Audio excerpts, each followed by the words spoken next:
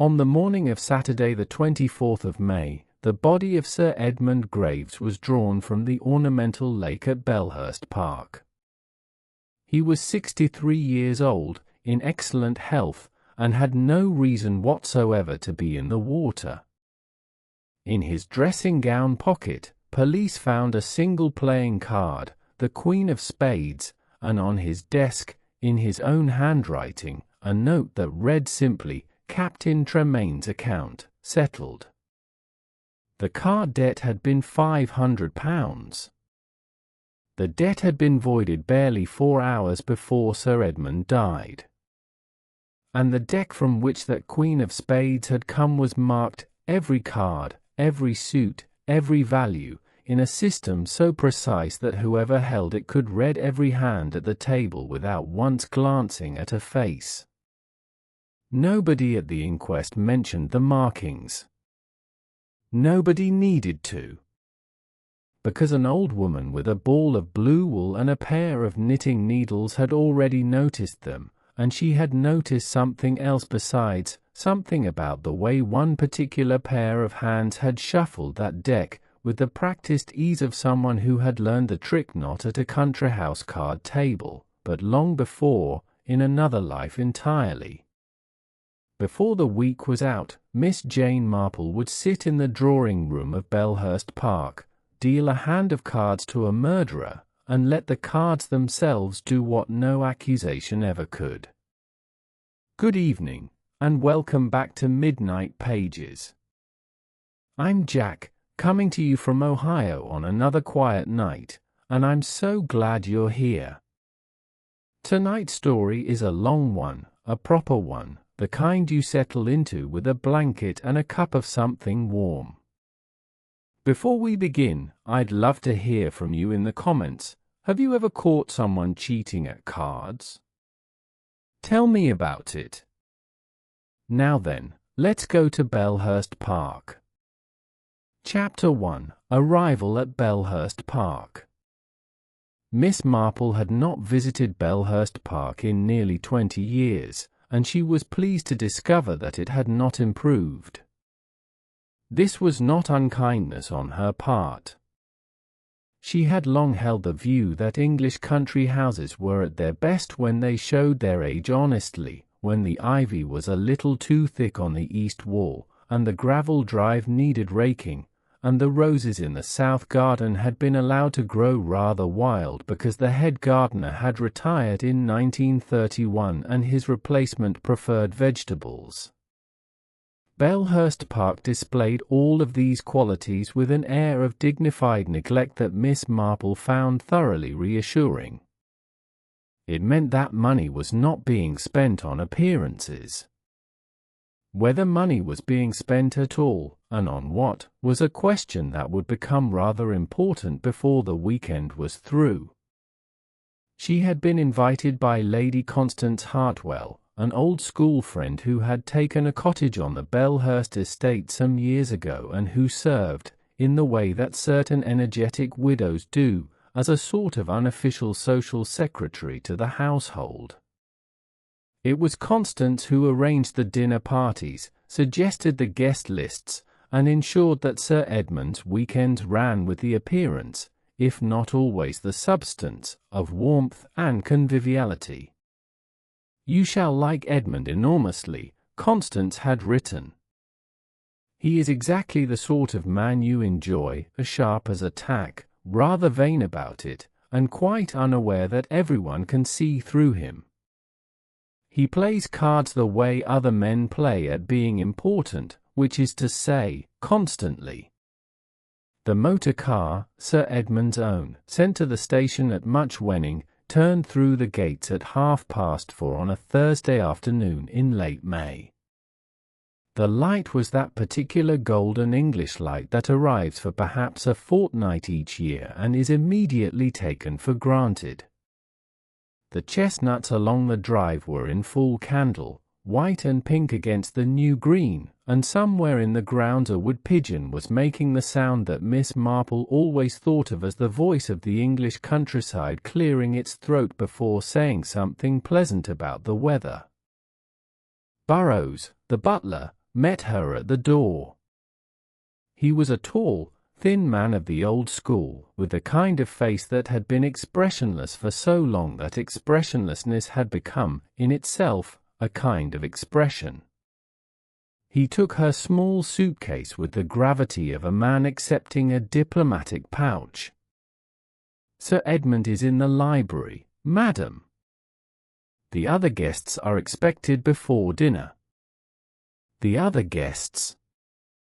Miss Marple had been given to understand there would be a small party, perhaps 6 or 7 in all. Constance had mentioned names: Captain Tremaine, a friend of Sir Edmund's wife; Major Firth, an army companion; Mr. and Mrs. Poole, he being Sir Edmund's solicitor; and Miss Cecily Ashworth, Sir Edmund's niece by his first marriage. A manageable number. Large enough for a decent hand of cards, small enough that secrets would be difficult to keep. She found Constance in the morning room, arranging sweet peas in a vase with the fierce concentration of a woman who suspects the flowers of having opinions. "Jane, darling, you look wonderfully unchanged. I have put you in the blue room. It faces the garden and is farthest from Edmund's study, which means you shan't hear him when he stays up playing patience at midnight, which he does, because he is a man, and men are fundamentally incapable of going to bed at a sensible hour." Miss Marple smiled and said she was sure she would be very comfortable. She met Sir Edmund before dinner. He was a large man, florid and energetic, with the kind of booming voice that fills a room the way water fills a glass, completely, and with a certain pressure against the sides. He shook her hand as though testing its construction. "Miss Marple, Constance tells me you're a wonder at whist. We shall put that to the test, I promise you. I can't abide a dull table." "I'm afraid Lady Hartwell flatters me," Miss Marple said. "I play a very simple game." "Simple is deadly," Sir Edmund said, and laughed. "Isn't that right, Philippa?" His wife had come in from the garden, and Miss Marple's first impression was of a woman who had been beautiful and still was, but who wore her beauty now with a kind of weariness, the way one wears a coat that is admired by everyone but rather too heavy for the season. Philippa Graves was perhaps 35, nearly 30 years her husband's junior, with dark hair, fine hands, and eyes that moved quickly around a room before settling, carefully, on nothing in particular. "I'm sure Miss Marple will be a formidable opponent," Philippa said, and her smile did not quite reach those careful eyes. The other guests arrived in stages. Captain Hugh Tremaine came first, tall and fair and good-looking in the easy, uncomplicated way that certain men manage without apparent effort or, indeed, apparent thought. He brought with him a bottle of rather good sherry and an air of being at home in the house that was, Miss Marple thought, perhaps a shade too comfortable for a mere guest. Major Firth arrived next, a square, red-faced man with a moustache like a small belligerent hedge, who pumped Miss Marple's hand and declared that any friend of Constance's was a friend of his, which was kind, if mathematically improbable. Mr. and Mrs. Leonard Poole came last, in a motor that coughed apologetically as it came up the drive. Leonard Poole was a thin, precise man who looked as though he had been built to specification by a firm that manufactured solicitors in modest quantities. His wife Dora was small, anxious, and noticed things, a quality that Miss Marple recognized at once, because she shared it. Miss Cecily Ashworth was already at Bellhurst, having come down from London 2 days earlier. She was 24, slight, quiet, and possessed of the particular stillness of a person who has learned that if she does not draw attention to herself, attention will look elsewhere. She was painting watercolors of the garden and seemed, to Miss Marple's experienced eye, rather unhappy. At dinner that first evening, the conversation turned, as Sir Edmund's conversations always did, to cards. "We shall have a proper game tomorrow night," he announced, "over the roast lamb. None of your polite penny-a-point nonsense. I mean a real game, with real stakes. It sharpens the mind wonderfully, a wager. Wouldn't you say so, Tremaine?" Captain Tremaine smiled. "I'd say you have a knack for making the rest of us feel we ought to agree." "Nonsense. You're a born gambler. I've seen you play." "You've seen me lose," Tremaine said lightly. "Which is rather a different thing." Across the table, Philippa Graves reached for her water glass, and her hand, Miss Marple noticed, was perfectly steady. Chapter 2: An Evening of Cards. Friday evening at Bellhurst Park began with sherry in the drawing-room at 7:30 and dinner at 8, and by 9:30 the card table had been set up in the library with the particular ceremony that Sir Edmund reserved for the things he took most seriously. The green baize cloth was smooth and spotless. The silver card tray held 2 fresh decks. The ashtrays, for Sir Edmund and Major Firth both smoked, were the good crystal ones, not the everyday sort. "Right," said Sir Edmund, settling into his chair with the satisfaction of a general taking the field. "Bridge. Proper contract bridge, not that namby-pamby party stuff. Tremaine, you're with Mrs. Poole. Firth, you're with me. Miss Marple, if you be so kind as to partner my niece, Cecily plays reasonably when she concentrates. Philippa will cut in later." Philippa, who had settled on the sofa with a magazine, said nothing. Miss Marple noted this.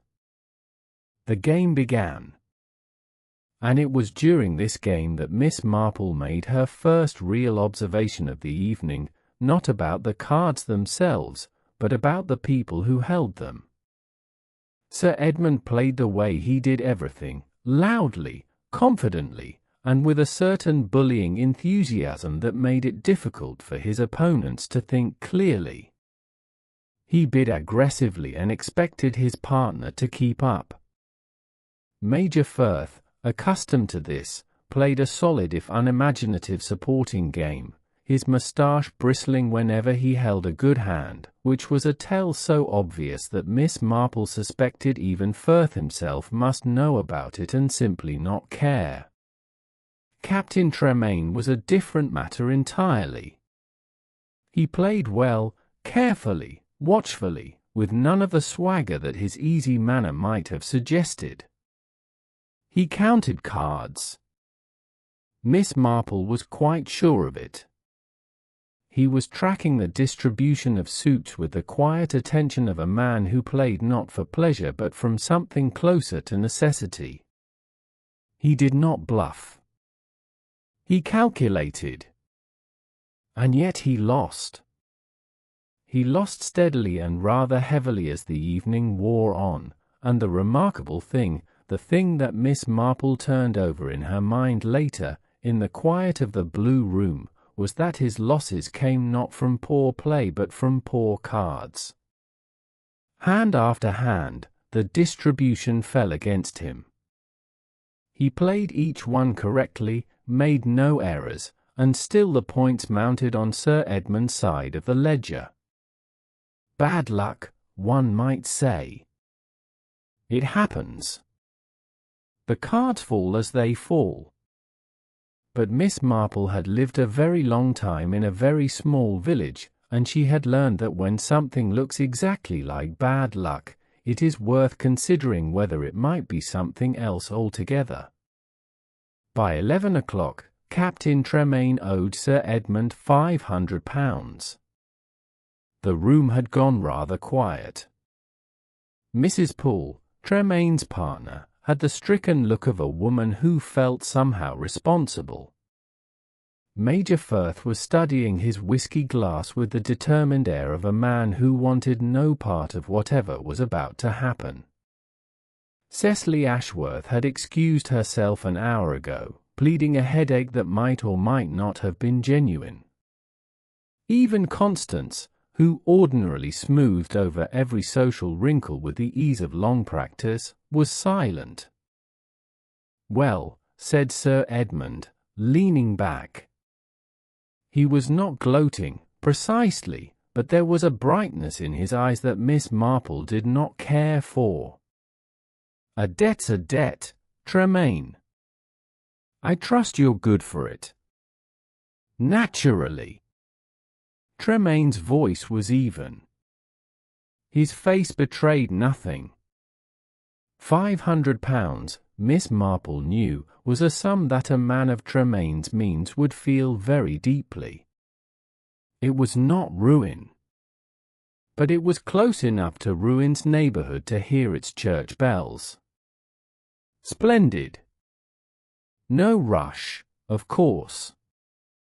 Settle it at your convenience." "I'd rather settle it tonight, if it's all the same." Sir Edmund raised his eyebrows. "Tonight?" "My dear fellow, there's no need." "I insist." A small, charged silence. Philippa turned a page of her magazine. The sound was very clear in the quiet room. "As you wish," Sir Edmund said. "We'll sort it out after everyone's gone to bed. Come to my study. Say, midnight." Tremaine nodded. He rose from the table, wished everyone a good night, and left the room. His step on the stairs was steady, but Miss Marple, whose hearing was rather better than people assumed, thought she heard him pause on the landing, just for a moment, as though gathering himself. It was at this point that Philippa Graves did something that anyone else might have overlooked entirely. She rose from the sofa, crossed to the card table, and began tidying the cards back into their box. A perfectly natural action. A hostess putting things to rights. But Miss Marple watched her hands. They were quick, sure, and familiar with the cards in a way that went beyond mere tidiness. Philippa squared the deck with a single tap, riffled through it once with her thumb, a gesture so practiced it was almost unconscious, and slipped it into the box. The whole thing took perhaps 5 seconds. And there was something in that riffle, in the speed and precision of it, that reminded Miss Marple of something she could not quite place. Something seen long ago, perhaps, or read about, or described by someone who knew about such things. She filed it away. She was, by nature and by long habit, a woman who filed things away. Chapter 3: The Debt is Settled. What happened in Sir Edmund's study at midnight was known only from fragments, the testimony of Burrows, who brought in a tray of brandy and saw both men seated, the evidence of Captain Tremaine himself, who stated that he and Sir Edmund had spoken privately for approximately 20 minutes, and the note found on Sir Edmund's desk the following morning, in Sir Edmund's own handwriting, Captain Tremaine's account, settled. No money was found in the study. No cheque. No banker's order. Simply the note, the word settled, and its ambiguity hanging in the air like cigarette smoke. Tremaine told the police, later, that Sir Edmund had examined the deck of cards from the evening's game, had turned it over in his hands, and had then said something that surprised him very much. He said the game was void, that the deck had been tampered with. He pulled a card from the pack, the Queen of Spades, as it happened, to show me the tiny indentations in the border pattern, and then shoved it into his dressing-gown pocket in disgust. He said any debt from a rigged game was no debt at all, and he wrote that note and told me to forget the whole business. And you didn't ask who had rigged the deck? Inspector Hewitt asked, later. Of course I asked. He said he didn't know. He said he'd think about it in the morning and get to the bottom of it. He seemed not frightened, exactly. Annoyed. The way a man gets when he's discovered that someone's been making a fool of him. This was Tremaine's account, and it could be neither confirmed nor denied, because by morning Sir Edmund was dead. But something else happened that night, something so small that only 2 people in the house were aware of it, and one of them did not understand its significance. Jenny Meadows, the parlour maid, slept in a room on the 2nd floor above the garden entrance. She was a light sleeper and was woken briefly, at what she judged to be 1:30, by the sound of the garden door opening and closing. She looked out of her window and saw, in the thin moonlight, 2 figures on the path that led toward the ornamental lake.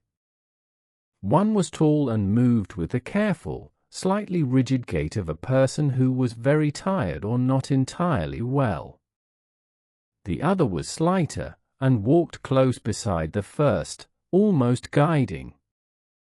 Jenny assumed, as she later told Inspector Hewitt with some embarrassment, that it was one of the gentlemen having had a drop too much and being helped to get some air. She went back to sleep. She did not mention it to anyone until the following afternoon, when the police asked her directly whether she had seen or heard anything unusual in the night. And by then, of course, the first figure, the tall, unsteady one, had been pulled from the ornamental lake, and the second figure had not come forward to identify themselves.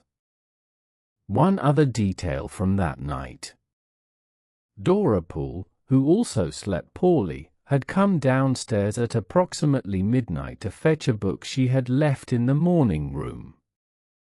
She passed the library on her way and noticed that the card table had been cleared, the cards put away, and a single deck, the deck from the evening's game, had been placed on the mantelpiece. This struck her as slightly odd, because when she had left the room earlier, Philippa Graves had put the cards away in the card tray, which stood on the sideboard. Someone had moved the deck from the card tray to the mantelpiece between 11 o'clock and midnight. A trivial thing, perhaps. But Dora Poole mentioned it to her husband, and Leonard Poole, being a solicitor, mentioned it to Inspector Hewitt, and Inspector Hewitt wrote it down and did nothing with it, because he was a thorough man but not, in the end, an imaginative one. Chapter 4. The Ornamental Lake. The ornamental lake at Bellhurst Park was not large, perhaps 60 feet across at its widest point, but it was deep enough. It had been dug in the 18th century by a landscape-minded ancestor and was fed by a natural spring that kept the water cold even in summer. Stone steps descended from the south bank, green with moss and treacherous when wet. A small stone pavilion stood at the water's edge, open on 3 sides, designed for the contemplation of the view but used, in recent decades, mainly as a place to store croquet mallets. It was Burrows who found him. The butler had risen at 6, as was his habit, and had walked to the lake to check the level of the water, as the gardener had mentioned that the spring was running high. He saw the dressing gown first, dark blue, silk, floating on the surface like a strange aquatic flower. Then he saw Sir Edmund. Miss Marple heard the commotion from the blue room. She dressed quickly but without haste, there is a difference, and came downstairs to find the household in various states of shock. Philippa Graves stood in the hallway, white-faced, her hands clasped in front of her. Captain Tremaine was outside, having helped Burrows pull Sir Edmund from the water, and was standing on the terrace with his shirt soaked and his face the colour of old paper. Major Firth was telephoning the police, his parade ground voice carrying through two closed doors. Constance was making tea, because she was English and it was a crisis, and the two things called for the same response. It was Cecily Ashworth who wept. She sat on the stairs and cried with the terrible, bewildered grief of someone who had not expected to feel as much as she felt, and Miss Marple, passing her, touched her shoulder briefly and said nothing, because there was nothing useful to say.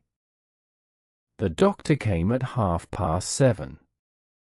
The police, in the considerable person of Inspector Hewitt, a large, slow, careful man with ginger eyebrows and the manner of a schoolmaster dealing with a class he suspects of mischief, arrived at 9. The medical evidence was not complicated. Sir Edmund had drowned. There was water in his lungs. He had been alive when he entered the lake. There was no evidence of violence, no bruises, no wounds, no marks of restraint.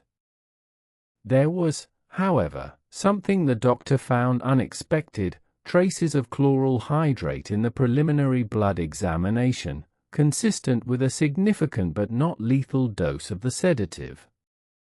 Enough to make a man drowsy, unsteady on his feet, confused.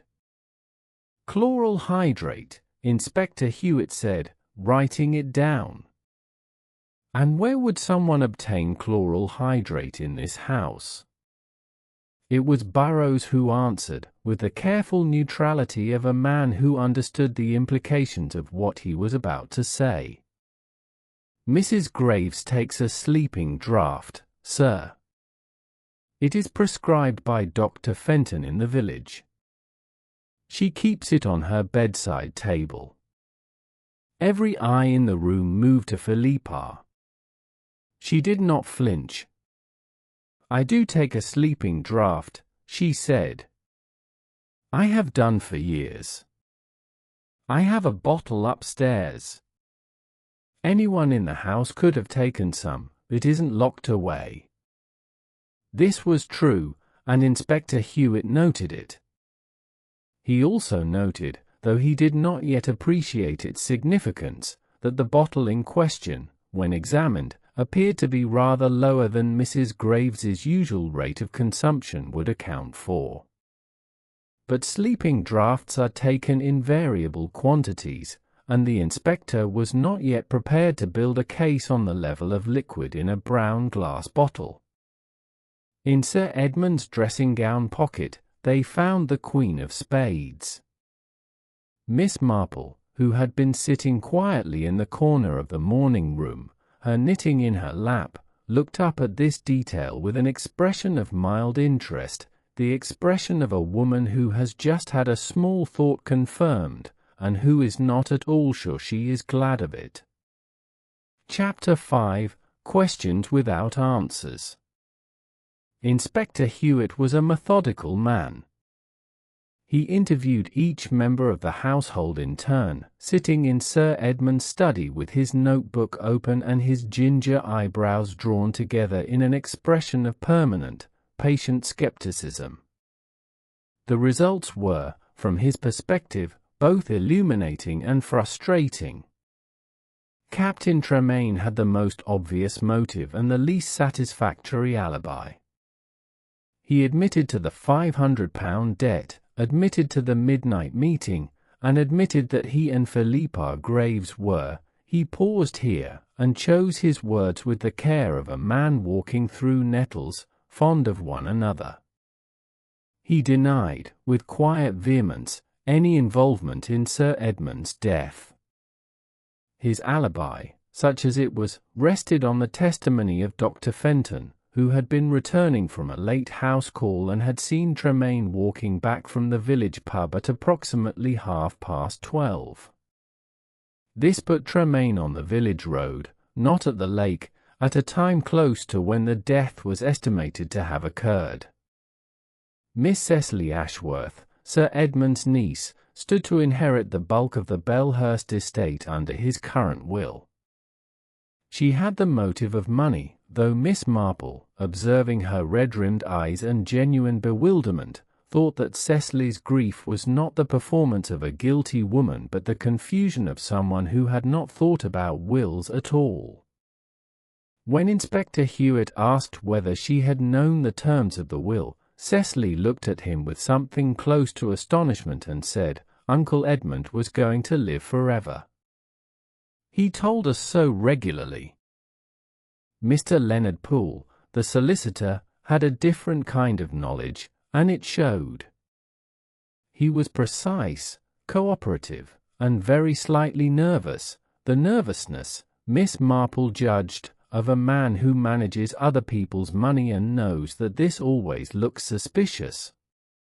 He confirmed that Sir Edmund's financial affairs were in good order, that the will had not been recently altered, and that, here he hesitated, Sir Edmund had spoken to him on Thursday evening about a small adjustment he wished to make to certain provisions, but had not specified what. He said he would discuss it on Monday, when we were back in town. And you have no idea what this adjustment concerned? None whatever. It was Dora Poole who, in her quiet way, provided the most unsettling piece of testimony. She described seeing the deck of cards on the mantelpiece, moved from the card tray, and added, almost as an afterthought, a detail she had not mentioned to her husband. "I heard voices, Inspector. From the library. Very low, a murmur, really. I couldn't make out the words. I assumed it was Sir Edmund and Captain Tremaine having their meeting. But now I think about it, the study is on the other side of the house. If they were in the study, I shouldn't have heard anything from the library at all. Someone else, then, had been in the library near midnight. Someone moving the deck of cards. Someone murmuring, perhaps to themselves, perhaps to another person who had not been identified. Major Firth's testimony was bluff, brief, and unhelpful. He had gone to bed at 10:30, had slept like the dead, a phrase he regretted immediately and visibly, and had heard nothing until Burroughs raised the alarm. He had no financial connection to Sir Edmund beyond friendship and a long-standing rivalry at cards that he characterized as entirely sporting. And then there was Philippa. She was calm, measured, and remarkably self-possessed. She confirmed her sleeping draught, confirmed that she had retired at approximately 11:15, and stated that she had slept through the night and learned of her husband's death when her maid woke her at 7. She expressed appropriate shock and grief, but her composure was, Miss Marple thought, of a very particular kind, not the frozen composure of a woman in the early stages of shock, but the practiced composure of a woman who has prepared herself for something difficult and is executing her preparation successfully. It was such a small distinction. The difference between a woman who does not yet believe her husband is dead and a woman who has already accepted it. Most people would not have noticed. Most people were not Miss Marple. After the interviews, Inspector Hewitt sat in the study and reviewed his notes. He had a dead man drugged with his own wife's sleeping draught, a card deck voided under mysterious circumstances, a deck of marked cards, a parlour maid who had seen two figures walking toward the lake at 1:30, and not a single piece of evidence that pointed clearly at anyone. "The difficulty," he said to his sergeant, "is that everyone in this house had a reason to want Sir Edmund Graves out of the way, and none of them can prove they didn't do it." This was not entirely true, of course. Miss Marple, sitting in the morning room with her blue knitting, could have pointed out that the difficulty was not that no one could prove innocence, but that the proof of guilt was sitting on the library mantelpiece, disguised as a deck of playing cards. But she said nothing. She was not yet sure enough, and Miss Marple was a woman who believed in being sure. Chapter 6: A Second Shock. The arrest of Captain Tremaine happened on Sunday morning, and it lasted approximately 4 hours. Inspector Hewitt, under pressure from his superintendent to produce results, had assembled what he considered a workable case. Tremaine had motive, the debt, the affair with Philippa, the possibility of inheriting through her once Sir Edmund was out of the way, opportunity, his alibi placed him near the house but not conclusively away from the lake, and access to the sleeping draught. He was a frequent visitor, knew the house well, and could easily have entered Philippa's room. The marked cards, in this reading, were Sir Edmund's own, the work of a man who cheated his guests, which gave Tremaine an additional motive of humiliation and resentment. It was a tidy theory.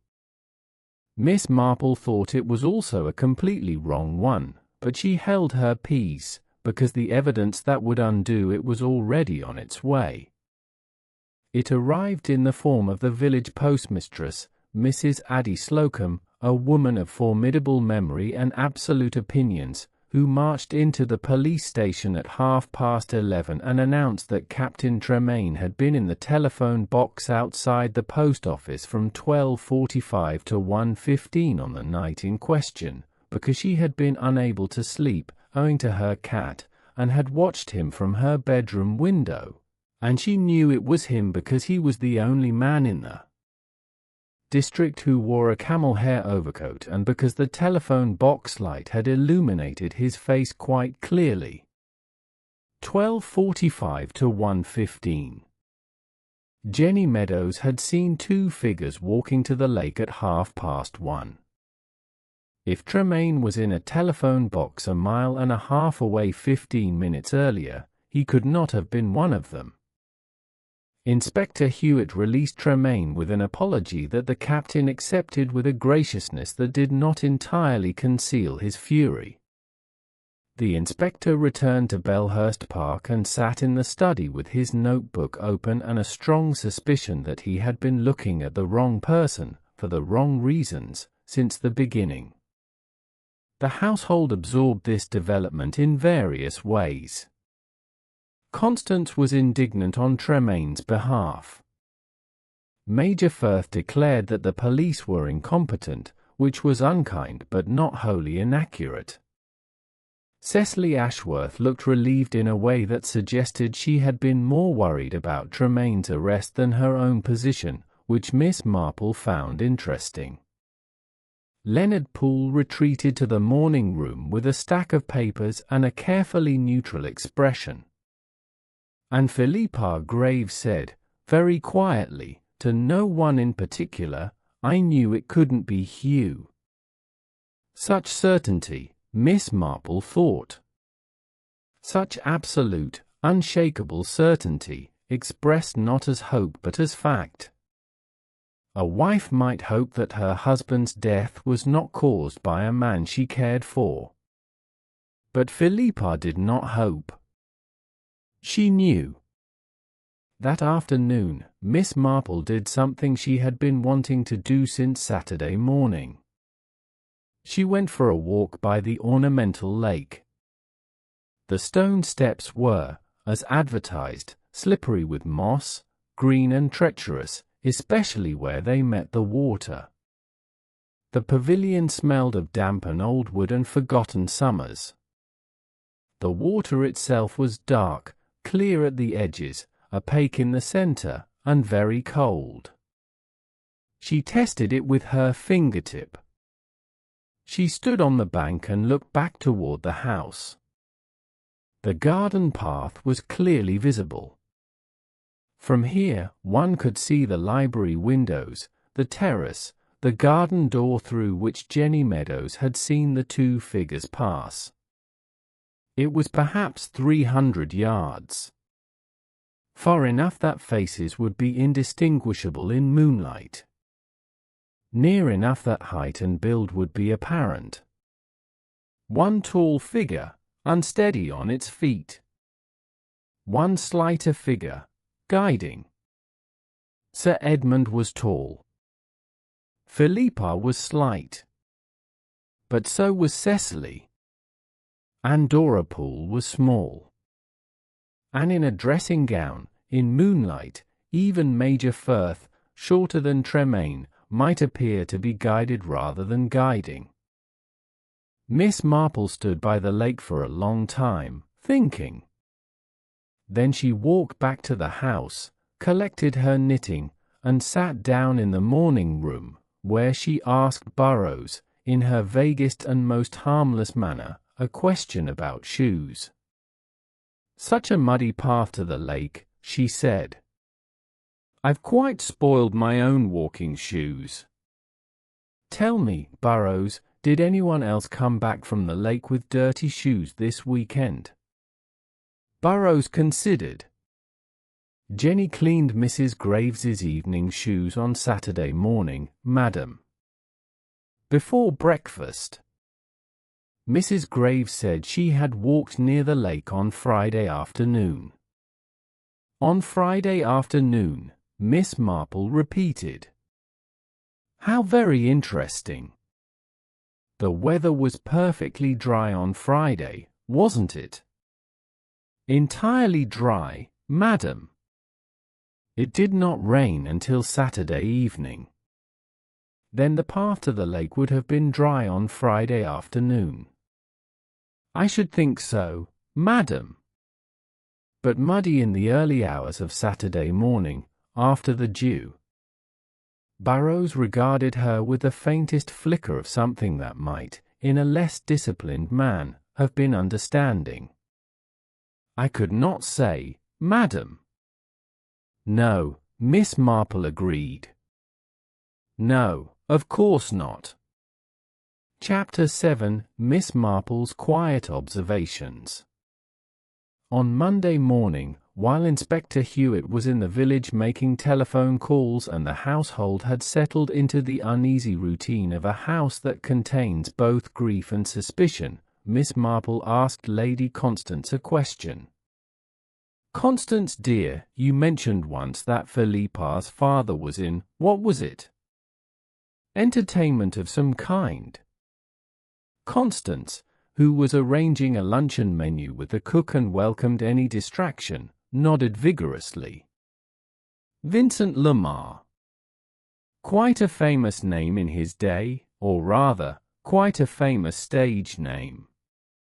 He performed as the great doyen, if you can believe it. Card tricks, conjuring, that sort of thing. Very popular in the music halls before the war. Philippa never talks about it. I think she finds it rather common, poor dear. She prefers people to think her people were county." "A card conjurer," Miss Marple said thoughtfully. "How very interesting." "Is it? I always thought it was rather sad. He died without a penny, you know. All those clever tricks and nothing to show for them." "Oh, I don't know," Miss Marple said. "Tricks can be very useful. It rather depends on who learns them." She spent the rest of the morning in the library. The marked deck of cards had been examined by the police and returned, rather carelessly, to the card tray on the sideboard, Inspector Hewitt having concluded that the marks were probably Sir Edmund's own work, a theory he could not prove but which fitted comfortably with his general impression of Sir Edmund as a man who liked to win. Miss Marple took the deck to the window and examined it with a small magnifying glass she kept in her knitting bag for exactly the sort of occasion that her neighbours in St. Mary Mead would have been astonished to learn she prepared for. The marks were exquisite. That was the only word for them. Tiny pinprick indentations in the decorative border of each card's back, so small that they were invisible to the casual eye and could only be detected by touch, by running a fingertip lightly along the card's edge. The position of the indentation indicated the suit. The number of pricks indicated the value. It was a system, precise, economical, and entirely consistent across all 52 cards. It was also a system that Miss Marple recognized. Not because she was herself a card sharp, the ladies of St. Mary Mead would have been scandalized, but because she was an avid reader, and she had once, many years ago, read a rather fascinating monograph on card manipulation that had been lent to her by a retired police inspector who collected such things. The monograph had described, among other techniques, a marking system used by professional card manipulators in the music hall tradition, the pinprick method, also known as braille work in the trade, favored because it required no visual tell and could be read entirely by feel.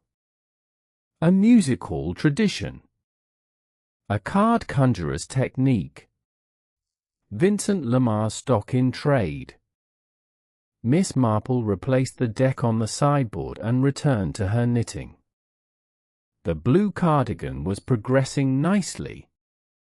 The pattern required concentration, a cable stitched down each front panel, and Miss Marple found that concentrating on one thing often freed her mind to think clearly about another. The problem, she reflected, was not who had marked the cards. The problem was why. If Sir Edmund had marked the deck, his motive was simple: cheating. He liked to win. He liked to win publicly, loudly, and at other people's expense. Marking the cards would ensure victory. It was crude but effective.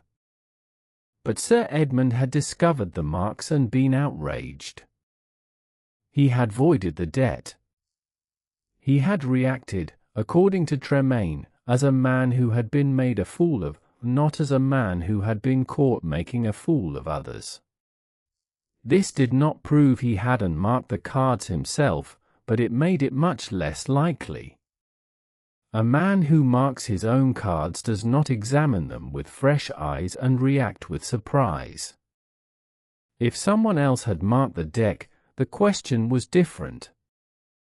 Who benefits from a rigged game in which Sir Edmund appears to win?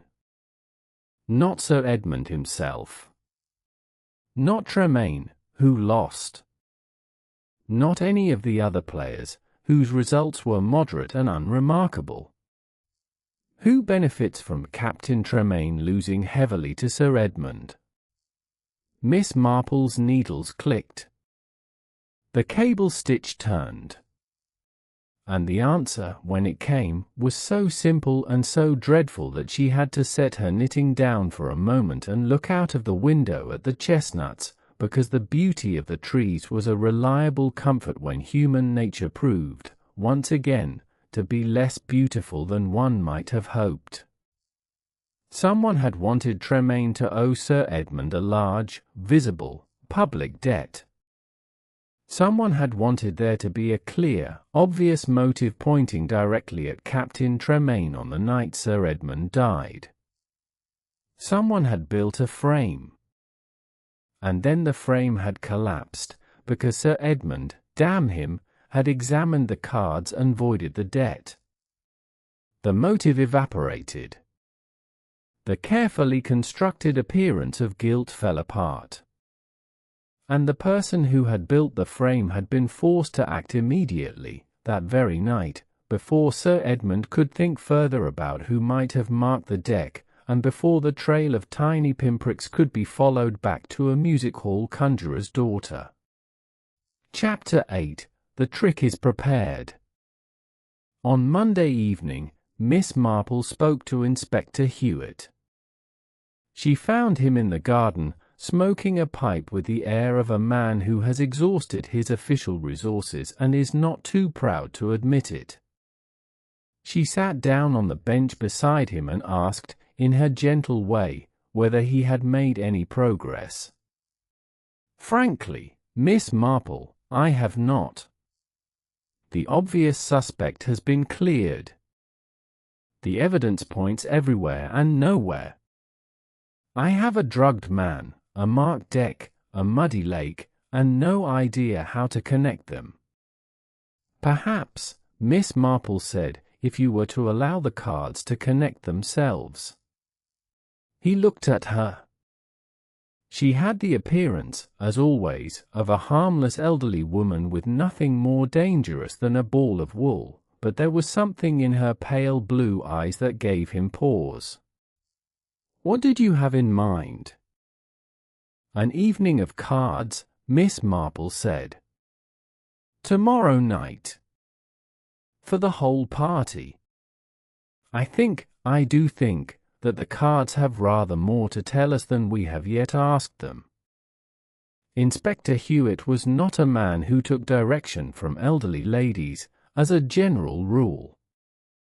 But he was also a man without a better idea, and he had heard, through channels he could not quite recall, that this particular elderly lady had been right about things before.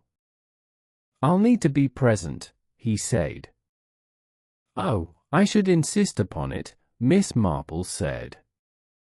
"In fact, I should be most disappointed if you were not."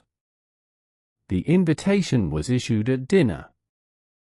Miss Marple, presenting it as her own idea, the whim of an old woman who found the evenings long, suggested that they might all gather in the library for a game of cards.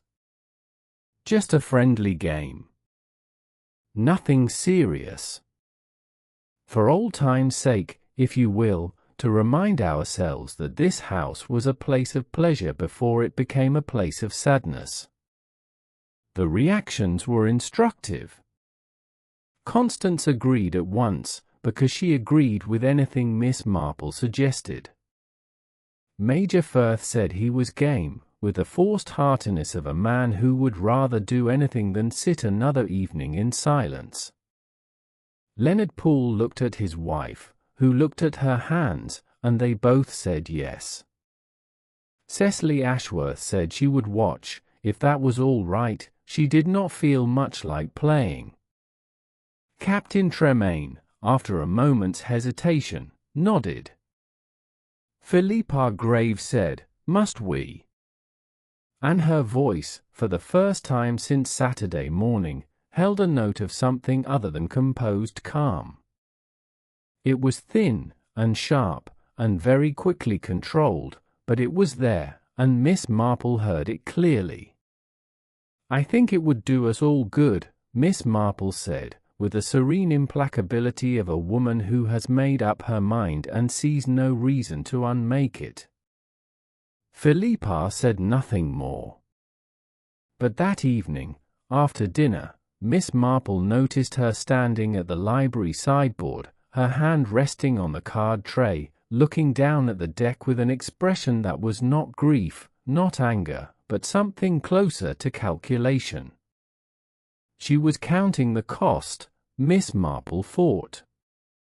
She was deciding whether to run. She did not run. And that, more than anything else, convinced Miss Marple that she was right. Because an innocent woman would have no reason to fear a game of cards. And a guilty woman who was also intelligent, and Philippa Graves was extremely intelligent, would know that running would be the one thing that could not be explained away. Chapter 9. The Card Trick. Tuesday evening. The library at Bellhurst Park. The curtains drawn against a soft rain that had been falling since afternoon, turning the garden silver and the lake to hammered pewter. The fire lit, more for comfort than warmth, and the lamps casting that particular amber light that makes an English room in the evening feel sealed off from the world, a small bright island in a great deal of darkness. They gathered at 8:30. Burrows brought coffee and brandy. Inspector Hewitt, seated in an armchair by the door with the unconvincing air of a man who happened to be passing, produced a notebook and settled in. Constance had brought her embroidery. Cecily sat on the window seat, her knees drawn up, watching. Miss Marple took her place at the card table. She had the deck, the same deck, the marked deck, in her hands. She held it lightly, as a woman of her age might hold anything, carefully, gently, as though the cards were fragile. But her fingers, for all their apparent frailty, were precise. "Now then," she said, "shall we play a little game? Not bridge, I think, something simpler. I should like each of you to draw a card from the deck. Just one card. Hold it face down so that I cannot see it. I shall try to tell you what it is."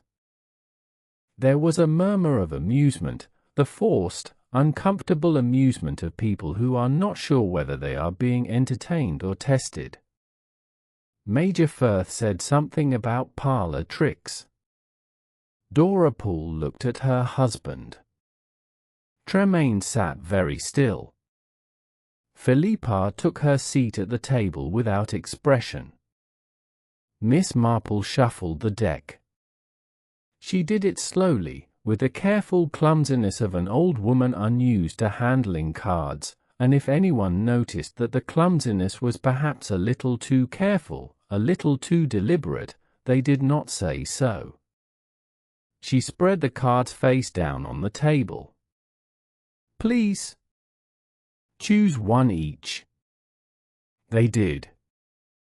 6 cards drawn from the spread: Major Firth, Leonard Poole, Dora Poole, Captain Tremaine, Constance, and Philippa. Each held their card face down. Miss Marple closed her eyes. "Major Firth," she said, "you are holding the 7 of diamonds." Firth turned his card over. 7 of diamonds. His moustache twitched. Mrs. Poole, the 3 of clubs. Dora Poole turned her card with a small gasp. 3 of clubs. Mr. Poole, the Jack of hearts. Correct. Lady Hartwell, the 9 of spades. Correct. Captain Tremaine, the 5 of hearts. Correct. Tremaine stared at the card, then at Miss Marple, with an expression of bewildered respect. There was one card left. Philippa held it face down on the table, her fingertips pressed against its back. She had not moved. She had not spoken. But something in her stillness had changed. It was no longer the stillness of composure but the stillness of an animal that knows it is observed. "Mrs. Graves," Miss Marple said, and her voice was quiet and very kind. "You are holding the Queen of spades." Philippa did not turn the card over. She did not need to. She knew what it was. She had known since she picked it up, because she had felt the marks on its edge, the 3 pinpricks that meant spades, the pattern that meant queen, and she had known, in that moment, that the old woman with the knitting had understood everything. The silence in the room was absolute. "I wonder," Miss Marple said, opening her eyes, "whether you would all like to know how I did that." She picked up the deck and held it so that the light fell across the back of the top card. "These cards are marked. Every one of them. Tiny indentations in the border pattern, here and here, that indicate the suit and value of each card. They cannot be seen, but they can be felt, if one knows what to feel for." She ran her fingertip along the edge of a card, demonstrating. "The system is called, among those who know of such things, pinprick braille. It was a technique favored by professional card manipulators in the music hall tradition. Conjurers, magicians, men and women who made their living by knowing what every card in the deck was, without ever seeing its face." She looked up. Her blue eyes, behind her spectacles, were clear and steady. "Sir Edmund did not mark these cards. I am quite sure of that, because Sir Edmund discovered the marks on Friday night and reacted with surprise and anger. Captain Tremaine did not mark them, because Captain Tremaine lost. One does not rig a game against oneself. Major Firth did not mark them, because he lacks the skill, forgive me, a major, and besides, his winnings were modest and incidental. Major Firth appeared unsure whether to be offended or relieved, and settled for a noise that served as both. The person who marked these cards," Miss Marple continued, "did so not to win at cards but to ensure a specific outcome. That outcome was Captain Tremaine's heavy loss. £500 owed to Sir Edmund, a large, public, undeniable debt, witnessed by the entire party. A debt that would give Captain Tremaine a clear and obvious motive for wishing Sir Edmund harm." She paused. The fire crackled. Rain tapped against the windows. The cards were the first trick. A forced result, just as a conjurer forces a card on a spectator, making a controlled outcome appear to be chance. The game was rigged so that Captain Tremaine would lose, and Sir Edmund would win, and the whole table would see the debt incurred. It was, in short, a frame. But the frame collapsed. Sir Edmund, being a sharp and honest card player, examined the deck after the game and found the marks. He voided the debt. He wrote "settled" on a slip of paper and told Captain Tremaine to think nothing of it. And in doing so, he destroyed the very motive that the killer had spent the evening carefully constructing. This left the killer in a desperate position. Sir Edmund was now suspicious. He knew the deck had been tampered with. If he thought about it further, if he considered who at the table had the knowledge and the skill to apply the pinprick system, he would arrive, inevitably, at the only person present who had grown up in a household where such skills were taught as a matter of course. Miss Marple looked at Philippa Graves with an expression that held no triumph, no satisfaction, only a deep and genuine sadness. "Your father was Vincent Lamar, the great doyen. A brilliant card conjurer. He would have taught you the pinprick system as a child. It was his signature technique. And when you handled the cards on Friday evening, tidying them, putting them away, you shuffled the deck with a fluency that no casual player possesses. It was instinct. It was training. It was the one thing you could not disguise, because it was so deeply part of you that you did not even know you were doing it." Philippa's hands lay flat on the table. They were perfectly still. After Captain Tremaine left the study, you went in. You poured your husband a final nightcap and drugged his brandy with chloral hydrate from your own sleeping draught, Miss Marple said. The bottle on your bedside table is lighter by roughly 4 doses. You persuaded him to walk with you to the lake. Perhaps you told him you knew something about the marked cards. Perhaps you offered to help him understand what had happened. He went willingly, because he trusted you, and because the sedative had made him drowsy and compliant. You walked him down the stone steps. He slipped, or was helped to slip, upon the moss. The water was cold enough to ensure that a drugged man would not be able to save himself. And then you walked back to the house. You cleaned your shoes, but not well enough, because there was lake mud on them that could only have come from the water's edge in the early hours, not from an afternoon walk on a dry day. Jenny cleaned them for you on Saturday morning. You told her you'd walk near the lake on Friday afternoon. But Friday afternoon was dry, Mrs. Graves. Perfectly dry. The mud came from the night. Philippa Graves looked at the Queen of Spades lying face down on the table in front of her. She looked at it for a long time. He was going to change the will, she said. Her voice was flat and distant, as though she were describing something that had happened to someone else. Leonard told him about Hugh and me. Edmund said he would cut me out entirely. Leave everything to Cecily. I would have had nothing. Less than nothing, because I came to this marriage with nothing, and he made very sure I knew it. She looked up.